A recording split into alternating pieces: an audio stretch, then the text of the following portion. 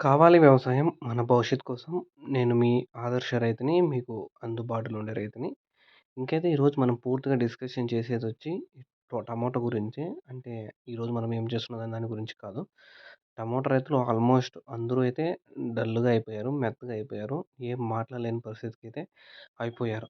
ఇంక టమోటా ధరలొచ్చేంత వరకైతే ఎవరు మంచి ఊపులోకైతే వచ్చే పరిస్థితి కూడా లేదు. టమోటా ఖర్చులకి కూడా అయితే రైతుల దగ్గరైతే డబ్బులు కూడా అయితే లేదు. ఇది నాకు తెలిసిండిది.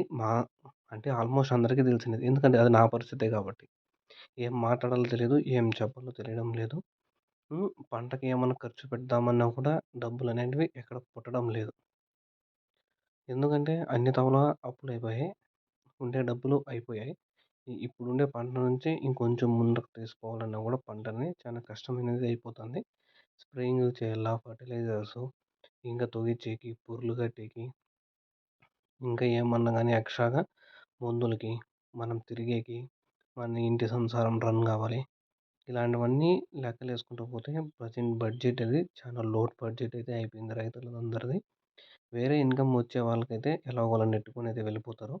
ఓన్లీ టమోటా మీద ఆశ పెట్టుకున్నోళ్ళైతే 100% అయితే ఎఫెక్ట్‌లోకైతే వెళ్ళిపోతారు. పెట్టుబడి వస్తే చాలు అనే దగ్గరికైతే వచ్చేసాం మనం. అది అందరి పరిస్థితి అలానే అయిపోయింది. ఇప్పుడు పెడుతున్న పెట్టుబడి ఇప్పుడు టమోటా నాటే వాళ్ళ పరిస్థితి కూడా భయమైపోతుంది. నాటుదామా వద్దా అని అయితే ధీమాలోకెళ్ళిపోతున్నారు. ఇక్కడ హోప్ ఏమంటే పక్క రైతు నాటుతున్నాడు కాబట్టి మనము నాటుదాం అనే సింక్‌లోకైతే వెళ్ళిపోయారు. ఆ రైతు నాటుతున్నాడు. పోతే అతనికి పోతుంది. నాకు పోతుంది. వస్తే ఇద్దరికి వస్తుందని. దాంతో తప్పితే నాటుతా పోతే మనం మనం మన ఓన్‌గా నడదామనే ఆలోచన అయితే ఎవరు ఎవరికైనా అని చెప్పను నేను. ఎందుకంటే ఎవరి ఐడియాలజీ వాళ్ళది. కొంతమంది మన మన ఊర్లో నాటుతున్నారని, మనం పక్కన నాటుతున్నారని ఒక 90% అయితే నాటింటారు. ఓ 10 మంది మాత్రమే ఇప్పుడు నాటుకోవాలి కాబట్టి నాటుదామని నాటేవాళ్ళు కూడా అయితే ఉండింటారు. ఇది నా ఒపీనియన్ మాత్రమే. మీ ఒపీనియన్ ఎలా ఉందనేది నేనైతే కన్ఫర్మ్‌గా అయితే చెప్పలేను. అది. ఇంకా మెయిన్ ఏమంటే ఆహ్, ఇప్పుడు పెట్టుబడులకు లేవు. నెక్స్ట్ ఇంకా ఒక ఒక ఇంగా అదునులు రెడీ జేసినారు. ఏమంటే ఫస్ట్ అదునులో కాయలొస్తే ఆ డబ్బులు మళ్ళీ రెండో అదునులకు, మూడో అదునులకు చేద్దామని రొటేషన్ చేద్దాం అనుకున్నోళ్ళు అయిపోయింది కథ. ప్రస్తుతానికి రేట్లయితే ఇంకా చాలా దారుణంగా పడిపోయినాయి అంటారు. నిన్న సాయంత్రం ఈరోజు మార్కెట్ డౌన్ అన్నారు. చూద్దాం.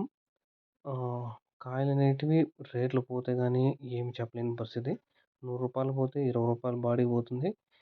క్రేట్‌కి 20-25 రూపాయలు, రూ. 30 పెరిగినోళ్ళకి రూ. 20 పెరిగినోళ్ళకి పోతే రూ. 25 మోసినోళ్ళకి ఒక క్రేట్‌కి ఒక 10, 15 పోతుంది. ఆడే రూ. 60, రూ. 70 వెళ్ళిపోతుంది. ఇంక కమిషన్ ఓడికి రూ. 10, రూ. 90 వెళ్ళిపోతుంది. ఇంక రైతులు కూలో మొత్తం అంతా అయితే నెత్తిన పడిపోతుంది. రూ. 100 పోతే. ఇలాంటివన్నీ జరుగుతుంటాయి. హ్మ్. రేట్ పోతేనే మనం రొటేషన్ చేయొచ్చు అమౌంటు. ఒక పంట నుంచి ఇంకో పంటకిలా. ప్రస్తుతానికైతే కొలాప్స్ అయిపోయింది మార్కెట్. చూద్దాం ఏం జరుగుతుందో ముందర ఏమన్నా జరిగితే ఏం చెప్పలేం జంప్ అయితే. రేట్లనేటివి ఎవరి చేతుల్లో లేవు. ఇప్పుడైనా తెలుసుకోండి. 6 నెలల నుంచి అయితే రేట్లు లేవు. మీకు ఎవరైనా దుడ్డిచ్చి రేట్లు చెప్తామంటే వాళ్ళకి కూడా అయితే దూరంగా ఉండండి. అందరూ ఎత్తిపోయినారు. 6 నెలల నుంచి రైతులందరూ వెళ్ళిపోయినారు. చెప్పేవాళ్ళంతా వెళ్ళిపోయినారు షెడ్‌కి. మనం కొంచెం జాగ్రత్తగా అయితే ఉండాలి. Thank you.